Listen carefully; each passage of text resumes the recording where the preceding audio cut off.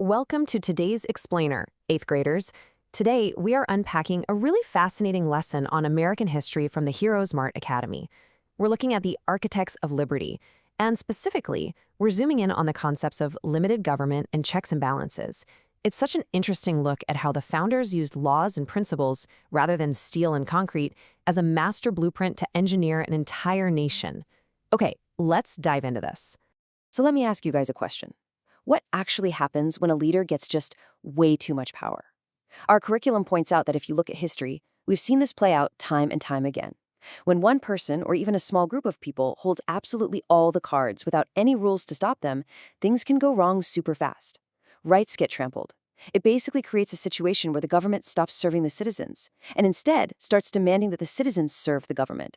This was the ultimate worst-case nightmare for the architects of the Constitution, which is exactly why they had to design a system to prevent this specific danger.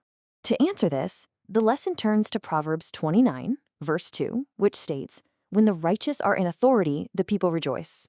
The curriculum uses this to argue that truly good leadership fundamentally respects boundaries.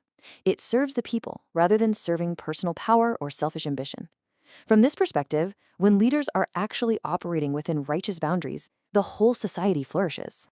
So here is our lesson plan for today. We're covering 5 key areas. First, the danger of power. Second, defining limited government. Third, the 3 branches interacting. Fourth, protecting our essential freedoms. And finally, why morality matters most.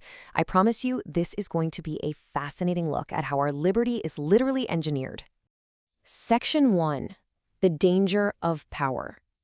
Now, this poses the core problem that the Founding Fathers actually had to solve. And this brilliantly illustrates that exact problem.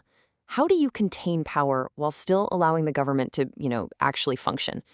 Think of unchecked power like a runaway train. When it has no brakes, it inevitably becomes unfair and abusive. It's going to crash. But limited government introduces boundaries and accountability. By drawing a strict box around what the government is allowed to do, a safe zone is created for liberty. The architects of the Constitution knew that to protect freedom, they couldn't just cross their fingers and trust that leaders would be inherently good. They had to build real, hard boundaries directly into the system itself. Section 2, defining limited government. All right, grab your notes because you're going to need these crucial definitions for your homework. The first key concept we're looking at is limited government. This is the principle that the government only has the powers explicitly given to it by the Constitution. It basically means that the government isn't this all-powerful beast that can just do whatever it pleases. And honestly, the absolute most crucial part of this definition is that leaders must follow the law just like everyday citizens. Absolutely no leader, I don't care what their title is above the law. The rules apply to everyone equally, period. Now, the second major concept is checks and balances. This is the actual mechanism that makes limited government work in reality. The founders divided the government into 3 branches: the legislative, the executive, and the judicial. But they didn't just separate them and walk away. They gave each branch specific ways to limit or check the powers of the other 2. It's crazy to think about just how radical this idea was at a time when most of the world was still ruled by absolute kings and monarchs. This design actively forces the branches to cooperate, ensuring no single branch can take total control, mostly because the other 2 are always right there, pulling back on the reins. Section 3, the 3 branches interacting. Okay, let's move to and see how this builds into an active breathing system. So how is power actually controlled on a day-to-day basis? It's all about actions and reactions. For instance, if Congress passes a law, the president can use their power to veto it, which forces a check on Congress. Meanwhile, the Supreme Court can step in and declare laws unconstitutional, which serves as a check preventing both Congress and the president from violating the Constitution. And say the president wants to make treaties or appoint officials, well, they can't just do that in secret. The Senate actually has the power to approve or reject those moves. Every single action requires a reaction. When you break down these mechanics, you really see how this plays out in real life. When the president uses the veto power, it doesn't just instantly kill the law. It forces Congress to reconsider it. If Congress still really wants it, they have to work even harder to gather a supermajority of 2/3 to override that veto. It demands overwhelming agreement. Then there is judicial review, where the Supreme Court acts kind of like the ultimate referee, blowing the whistle if a law steps out of bounds. And Senate approval prevents the president from acting as a lone wolf in foreign affairs. This whole design intentionally slows things down to encourage fairness, healthy debate, and ultimate accountability. Section 4. Protecting our essential freedoms. So, why do we go through all this trouble to divide power? You might be asking yourself right now, why create a system that is so complicated and, let's be real, sometimes so incredibly slow? Well, the lesson points out that dividing power directly prevents abuse. Think about it. If it's hard for the government to pass a law, it's also really hard for the government to take away your rights.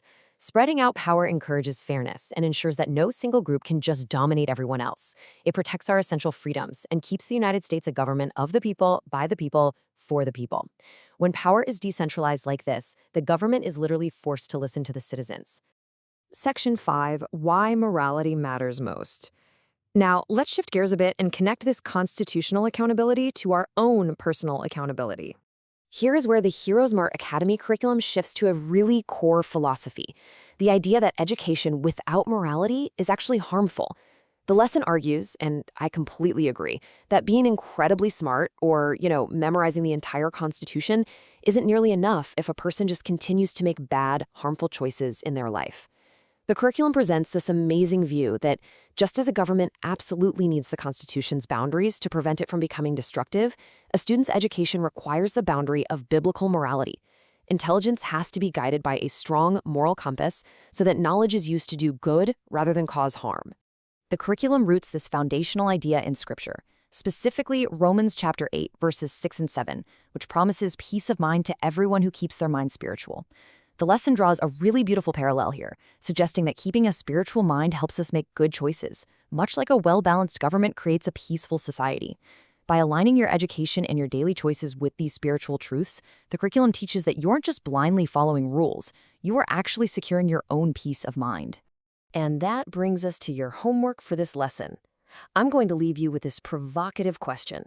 Which principle, limited government, or checks and balances, do you think is more important, and why?